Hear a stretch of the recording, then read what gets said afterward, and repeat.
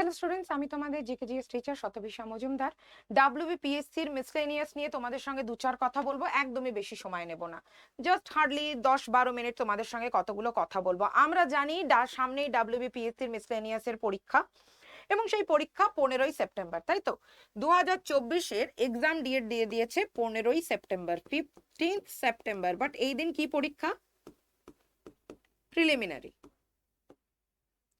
Preliminary পরীক্ষা। আমি বারবার একটা কথা বলি, মিসলেনিয়াসে মেন জায়গা হচ্ছে এই প্রিলিমিনারি। কারণ ডাব্লিউবিসিএস এর সঙ্গে মিসলেনিয়াসের পার্থক্য খুব সামান্য জায়গায়। কি না, তুমি যদি একবার মিসলেনিয়াস অফিসার হয়ে যাও, তোমার ফার্স্ট পোস্টিংটা বা ফার্স্ট প্রমোশনটাই হবে ডাব্লিউবিসিএস গ্রুপ সি হিসেবে। এবার ডাব্লিউবিসিএস এর দিকে একবার তাকাও। ডাব্লিউবিসিএস এ কিন্তু প্রিলিমিনারি তুমি পাশ করলে সেখানে কিন্তু অনেক ছেলে মেয়েকে পাশ করানো হয়, কিন্তু মিসলেনিয়াসে কিন্তু প্রিলিমিনারিতে মোটামুটি যারা পাশ করবে তারা কিন্তু শিওর শট মেইনসে মোটামুটি 70-75% তাদেরকে চাকরিতে নেওয়া হয়। বারবার বলছি, এটা আমরা বলছি না, এটা অ্যানালিসিস বলছে, পিএসসির অ্যানালিসিস বলছে মিসলেনিয়াস পারপাস। তাহলে মেন মাথা ব্যথা কি থাকা উচিত? প্রিলিমিনারি কেন ম্যাম? কারণ সব থেকে কঠিন প্রশ্ন যদি কিছু হয়ে থাকে তাহলে সেটা ডাব্লিউবিপিএসসির প্রিলিমিনারি পরীক্ষায়, আর কিচ্ছু না। তোমরা ডাব্লিউবিসিএস এর কোশ্চেন দেখে নাও লাস্ট 10 বছরের, আর তোমরা মিসলেনিয়াস এর কোশ্চেন জাস্ট 3 বছরের দেখো, আকাশ পাতাল। কেন ম্যাম? কারণ এটাই হচ্ছে বাদ দেওয়ার জায়গা।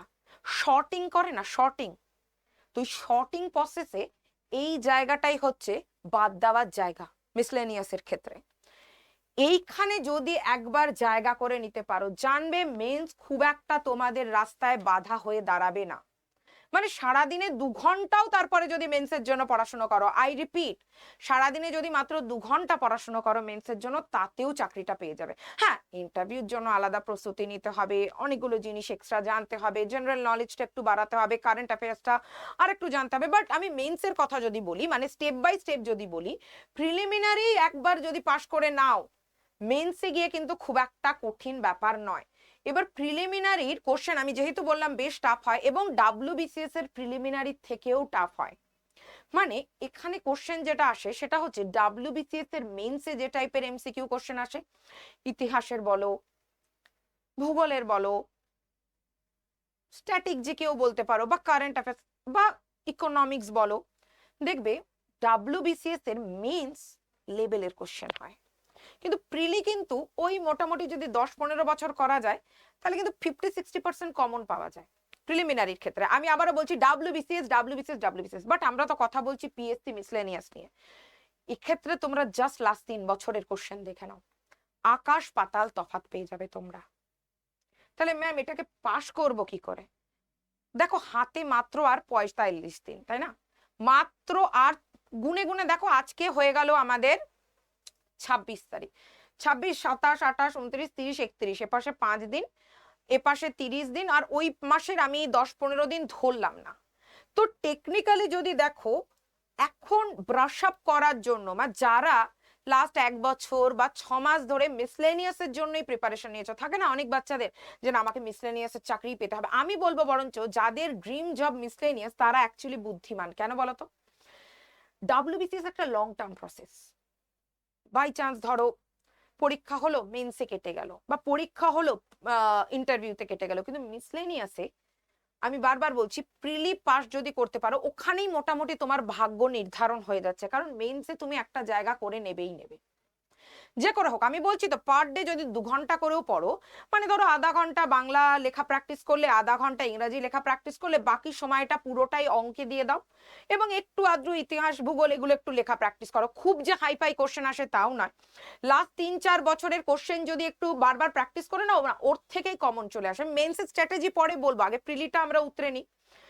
তো এইখানে পাশ করার মেন পিলার যদি বলো, কিসের ওপরে বেস করে দাঁড়িয়ে আছে? এই কটা জিনিস: জিকে, কারেন্ট অ্যাফেয়ার্স, জিএস এর মধ্যে ইতিহাস আছে, ভূগোল আছে, সায়েন্স আছে, ইকোনমিক্স আছে। এবারে একটা বুদ্ধির কথা বলি, মানে কম্পিটিটিভ পরীক্ষা মানে কি? চালাকি। একটা চালাকি করি, ইকোনমিক্স পড়ার দরকার নেই। ঠিক শুনছো, একদম ঠিক শুনছো। আবারও আমি বলছি, ইকোনমিক্স পড়ার দরকার নেই, ইকোনমিক্স পড়ার দরকার নেই। ম্যাম আপনি পাগল হয়ে গেছেন? বিশ্বাস করো, লাস্ট রেকর্ড ঘেটে নাও, ইকোনমিক্সের থেকে একটা কোশ্চেন এসছে। এবার তোমাদের মনে হবে ম্যাম এবারে যদি চলে আসে, আসবে না, আপনি শিওর? দেখো শিওর হয়তো কিছু বলা যায় না, প্রতিটা পরীক্ষার এক একটা ধরন হয়, যেটাকে আমরা বলি জনার, আমরা বলি না এটা এর ধরন, এটা এর জনার, ঠিক সেই টাইপের।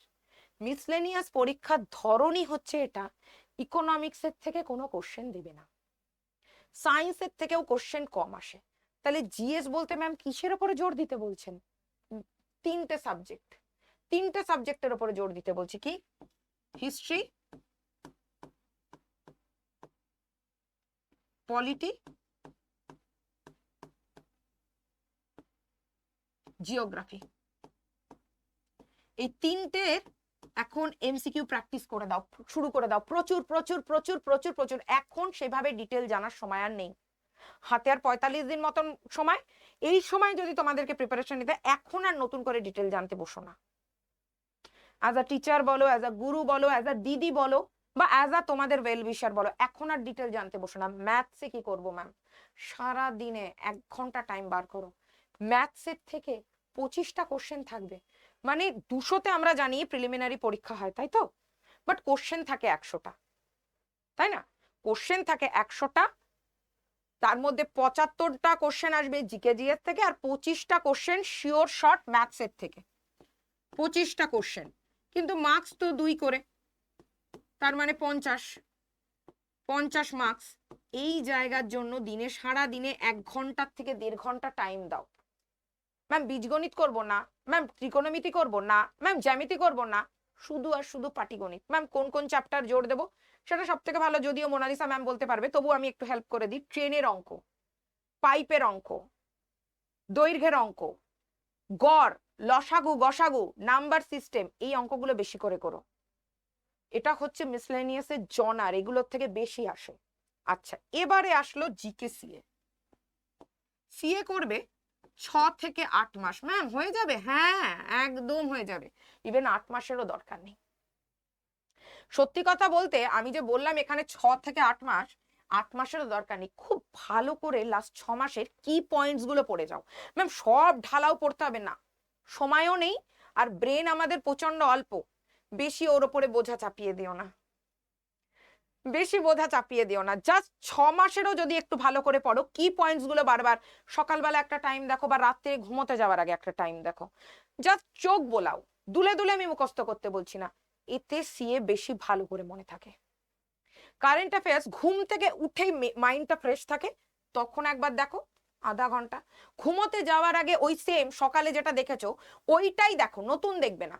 ওই সেম সিএটাই তুমি আবারও দেখবে, সকালে যেটা আধা ঘন্টা সময় ধরে তুমি দেখেছো ফ্রেশ মাইন্ডে, সেম সিএটাই তুমি জাস্ট 15 মিনিট দেখো, তাতেই হবে আপাতত আপকামিং 45 দিনের জন্য।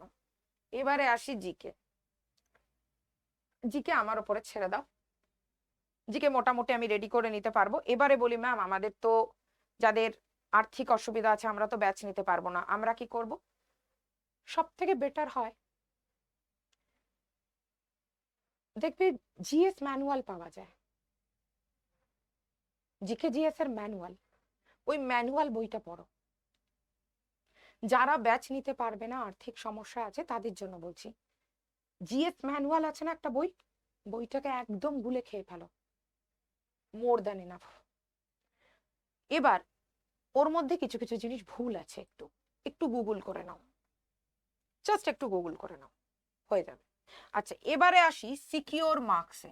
ম্যাম কত পেতে হবে? জেনারেলদের ধরে রাখো 60% সিকিওর মার্কস, এসসি এসটিদের ধরে রাখো 50% সিকিওর মার্কস, আর ওবিসিদের ধরে রাখো 55 থেকে 58% সিকিওর মার্কস। মানে পরীক্ষার কোশ্চেন 100 করে, মানে 100-র মধ্যে জেনারেলদের মোটামুটি 60টা কারেক্ট করতে হবে, 2 করে আমাদের নাম্বার। এসসি এসটিদের মিনিমাম 50টা কোশ্চেন ঠিক করতে হবে 100-র মধ্যে, আবারও বলছি 2 করে নাম্বার।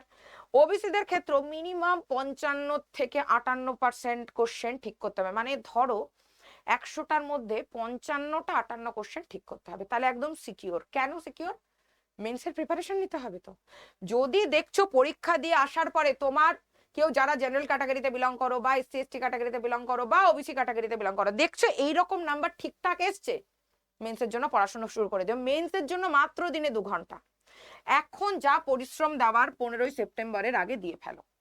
এবারে বলি, যারা সময় বের করতে পারছো না, ম্যাম সময় বের করতে পারছি না, প্রচন্ড ভয় লাগছে, কি করব, সেক্ষেত্রে তোমরা ভ্যাকসিন ব্যাচ নিতে পারো।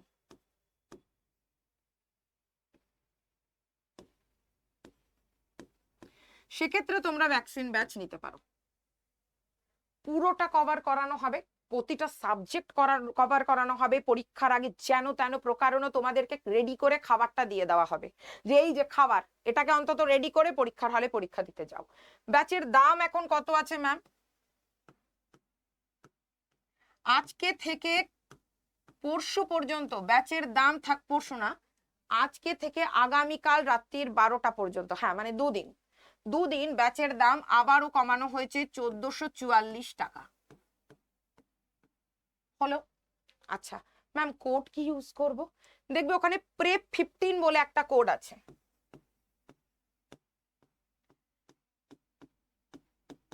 এটা ইউজ করবে না,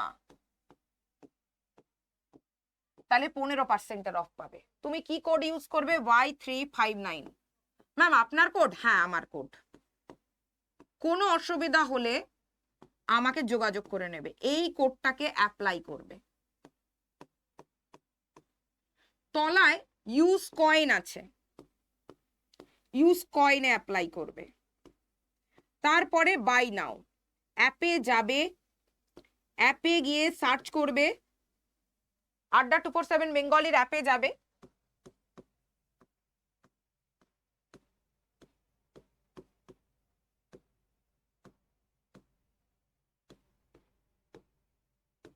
অ্যাপে গিয়ে সার্চ করবে WBPSC, তারপরে সার্চ করবে ভ্যাকসিন ব্যাচ।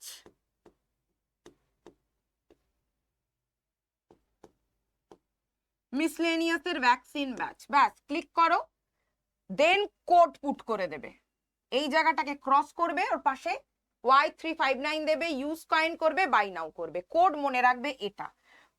যারা ব্যাচ নিতে পারবে না তাদের মন খারাপ করার কোনো দরকার নেই। আমি বললাম নিতিন সিংহানিয়া তোমরা জিএস ম্যানুয়ালটা পড়তে পারো আর আমার ফ্রি ক্লাস দেখতে পারো।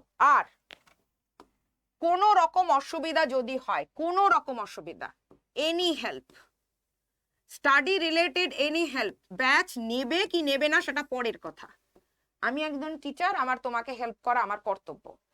তুমি ব্যাচ নিলেও আমি হেল্প করব, যেহেতু আমি ব্যাচ কোঅর্ডিনেটর। কোনো রকম অসুবিধা যদি হয় আমি স্পেশাল পার্সন অফ কন্ট্যাক্ট, তাই জন্য চেষ্টা করো কোড Y359ই দিতে।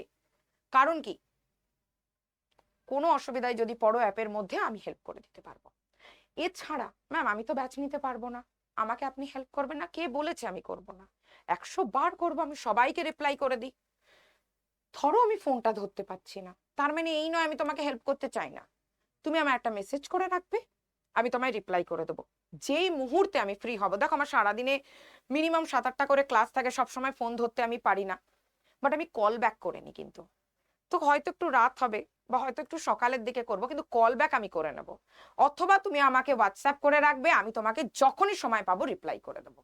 তো এইটা হচ্ছে নাম্বার 9748829622, এটাই হচ্ছে নাম্বার, কলিং নাম্বার, আর এটাই WhatsApp number. Any help miscellaneous related, study related, any problem, batch নেওয়া, ম্যাম ব্যাচ নেই আমার আপনার থেকে হেল্প লাগবে, তাতেও এই নাম্বার, যে কোনো অসুবিধায় আমাকে যোগাযোগ করতে পারো।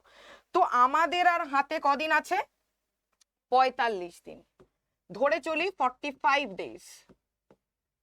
তো 45 ডেজ অ্যাকচুয়াল স্ট্র্যাটেজি আমি বলে দিলাম, এবার তোমরা কি করবে সেটা তোমরা দেখে নাও। আমার তরফ থেকে যতটা হেল্প করার দরকার আমি কিন্তু সিরিয়াসলি করে দিলাম। কি কি পড়বে, কতটা পড়বে, জিকের জন্য কি করবে, ম্যানুয়াল,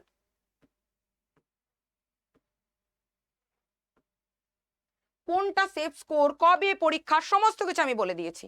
এবার কিন্তু বাকিটা তোমার পরিশ্রম, তুমি কতটা খাটতে পারছো, তুমি কতটা লড়াই করতে পারছো, তুমি কতটা সময় দিতে পারছো। এবার ধরো যারা হাউস ওয়াইফ বা কোনো ছোট বড় কাজ করো, কারণ দেখো সরকারি চাকরির জন্য লড়াই করতে করতে বয়স বেড়ে যাচ্ছে, এদিকে বাবা মাও তো বাড়িতে আছে, আমাদেরকে তো নিজেদের পায়ে দাঁড়াতে হয়, তো আমি বুঝি তোমাদের দিকটা, যে কোনো না কোনো একটা কাজ তো করতেই হয় ম্যাম। আমি তাদের ক্ষেত্রে বলছি, তোমরা কাজ করো, কিন্তু স্বপ্ন দেখা তো মানা নয়।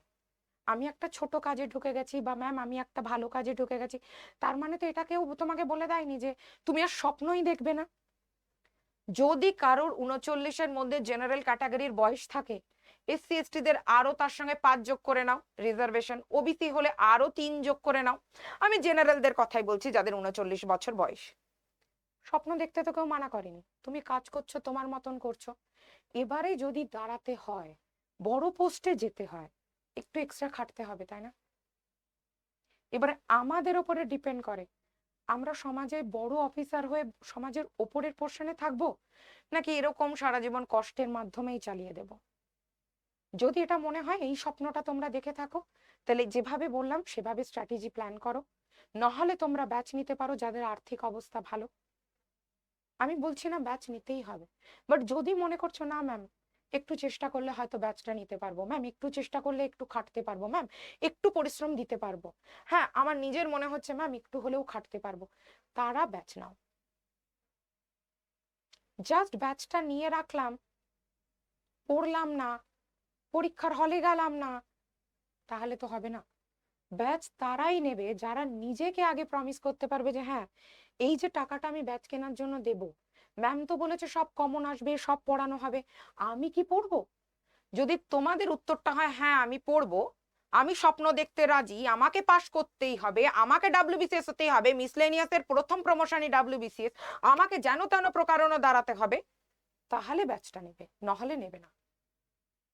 আর ব্যাচ নেওয়া হয়ে গেল মানে এই নয় এই জিনিসটাকে কন্টিনিউ করব না, তাহলে স্ট্রং থাকবে তোমার পায়ের তলার মাটিটা, তুমি প্রচন্ড কনফিডেন্ট হয়ে পরীক্ষাটা দিতে যেতে পারবে। যারে একে তো আমি ব্যাচে পড়েছি, স্যার ম্যাডামরা আমাদেরকে বুঝিয়ে দিয়েছে, প্লাস ম্যাম যে স্ট্র্যাটেজিটা দিয়েছিল সেটাও ফলো করেছি, আর আমাকে আটকায় কে? অটোমেটিক্যালি তোমার অন্তর থেকে তুমি তোমার বুস্ট আপ হয়ে যাবে, তুমি তোমার মোটিভেটার হয়ে যাবে। তোমার না তখন আর আলাদা করে ইউটিউবের মোটিভেশন দেখি তো, স্বপ্ন দেখি তো, এসব করতে হবে না। যেই তুমি এই পরিশ্রমটাও দেবে আর যদি ব্যাচটাও নাও, তোমার নিজেরই অন্তর থেকে একটা বুস্ট আপ আসবে, যারে আমি পারবো পরীক্ষার হলে। ওই ভয়টা আসবে না, আরে আমি তো কিছুই পড়িনি, কি আসবে, পারবো, ওই ভয়ে না আরো 5টা জিনিস আমরা ভুলে যাই। তো যখন দেখবে তুমি নিজের পড়া বাড়িয়ে দিয়েছো, তুমি পরিশ্রম অতিরিক্ত দিচ্ছ, তুমি খাটাখাটনি বেশি করছো, কনফিডেন্স এমন জিনিস, অনেক আচ্ছা আচ্ছা হেরে যাওয়া যুদ্ধ জিতে বেরিয়ে আসা যায়। তো যখন তুমি কনফিডেন্ট, তুমি জানবে তুমি একটা না একটা কিছু করে আসবেই। জিতে তোমাকে, যদি তুমি নিজে ঠিক করে নাও তোমাকে জিতে বেরিয়ে আসতে হবে, তোমাকে কেউ আটকাতে পারবে।